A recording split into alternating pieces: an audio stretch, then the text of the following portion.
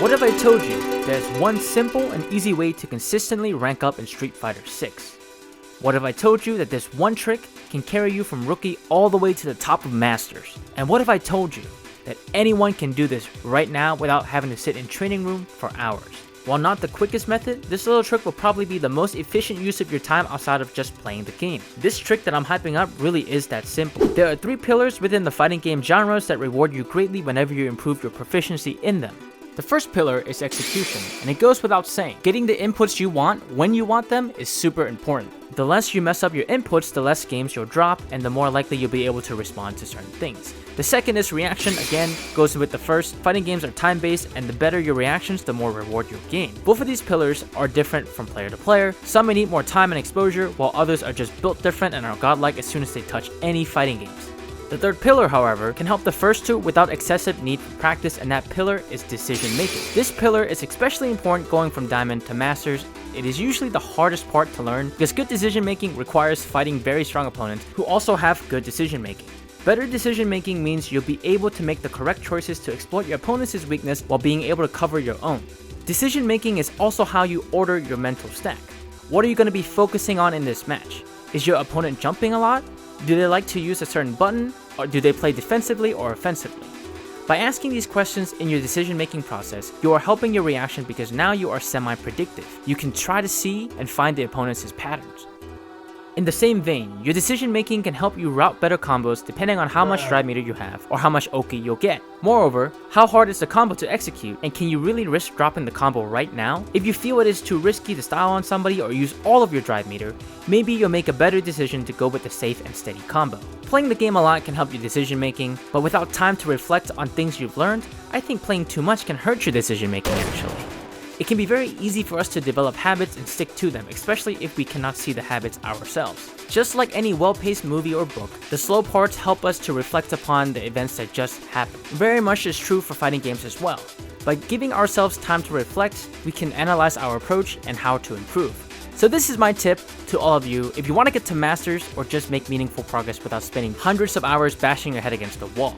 When you play any match that gives you trouble, that got you frustrated, I want you to go into your profile, navigate over to history, click on that specific match that pissed you off, and add it to your replay list. Then, I want you to go touch grass. When you come back for your next play session and boot up Street Fighter 6, the first thing I need you to do is watch that replay. Time away makes you less biased towards the replay. Time away lets you watch the match more objectively. Look for mistakes in your play that was exploited by your opponent. Look for mistakes in your opponent's play that you didn't exploit. After all, no play is perfect. Look at your meter and their meter at critical junctions. Did you make good use of your resources? Did they make good use of their resources? If you could fight the same fight again, what would you do differently? Every replay you watch in this fashion, I want you to ask these questions and try to find the answers. Sometimes you won't be able to find the answers. You may not be there yet in skill or knowledge or experience, and that's fine. The questions are there to help you figure out what you need to improve upon. After all, you can't really fix a problem if you cannot track down the root cause. Even better, by watching at the start of your next play session, you are asking yourself questions that are indirectly giving you specific goals to work towards for the rest of that play session. I need to jump less. I need to not throw out fireballs when they're too close to me. I gotta start teching throws. I gotta stop throwing out raw drive impacts. And that focus can be very meaningful in fixing bad habits. There's another benefit to improving your decision making as well. The higher up you go, especially as you climb the Masters rating, you start meeting more and more players with great decision making. When up against these monstrous players, sometimes the most optimal, best decision can also be the worst decision you can make because it is predictable. Let's go over a scenario. Let's say I knock my opponents down in the corner when they have a tiny bit of drive meter left in their tank. As they're getting up, I have enough time to do a meaty attack to burn them out, go for a grab, and try to start a throw loop, or bait a shimmy. Me personally, against a weaker opponent who respects me, I'll probably wager that I can get away with setting up a meaty attack and getting the burnout. Against a more advanced player, if I go for the meaty attack or throw, I assume they'll rather spend meter on an OD reversal in an attempt to turn around the game rather than be burnt out in the corner. Even then, maybe they have enough for a level 1 super so they can get away scot-free if they do predict that correctly. In this scenario, by choosing to spend resources and risking it all, they beat out 2 of the options I had in my head.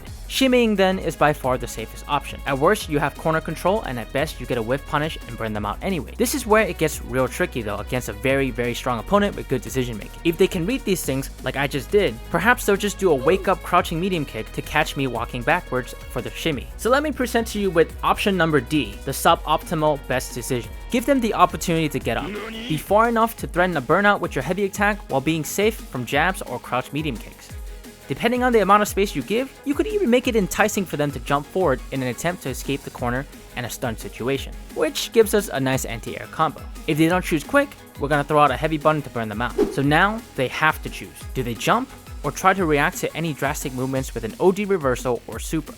The key to why this suboptimal decision is great lies in how we buffer supers and OD reversals. When an enemy is knocked down, it can be really hard to figure out what they're gonna do. There are no tells as to what someone is doing on wake up. When you're standing, however, unless you are some execution god or have the power of modern on your side, you'll likely show signs of inputting that special or super. And if they're looking desperately to not get burnt out by a heavy kick, for example, they'll have to focus intently on any minute movement, taking their mental stack away from other options, giving us, the attacker, the potential to bait supers or specials with jabs, micro walks, whatever it is. With the seemingly suboptimal decision, we are still in control of the match because regardless of what the enemy picks, the end result will probably be them being burnt out and in the corner still. For you and me, the attackers, we can see the optimal decisions they have to make. But for them, you really could do anything, and regardless of what you do, the result will likely be them losing. That's pressure. You want that. Now, to some of you, the decision-making process that I went through in my example may have been super obvious, but to others, they're probably looking at me funny, thinking it's a little bit too galaxy-brained. But that's the point. The more you think about your decision-making process, the more you try to analyze those situations that you've been in before that you could optimize, the better your decision-making process will be. So if you really want to climb the ranks, try it out. After every play session, mark your struggle matches, and next time you boot up the game, watch over those matches while asking the questions I told you about. What you did wrong, what mistakes did you not capitalize on, and how can you spend your resources more efficiently. Set yourself those goals at the beginning of every play session, and find new goals and little bits you can improve upon with each subsequent play sessions. It won't be quick, but this one trick really will take you all the way to masters. I hope this video helped. If you enjoyed it, hit that like button and consider subscribing for more content like this. If you want to learn more specific strategies to help you improve, check out these 5 tips that got me from silver to diamond video on screen right now. It's been a pleasure, and I'll see you in the next video.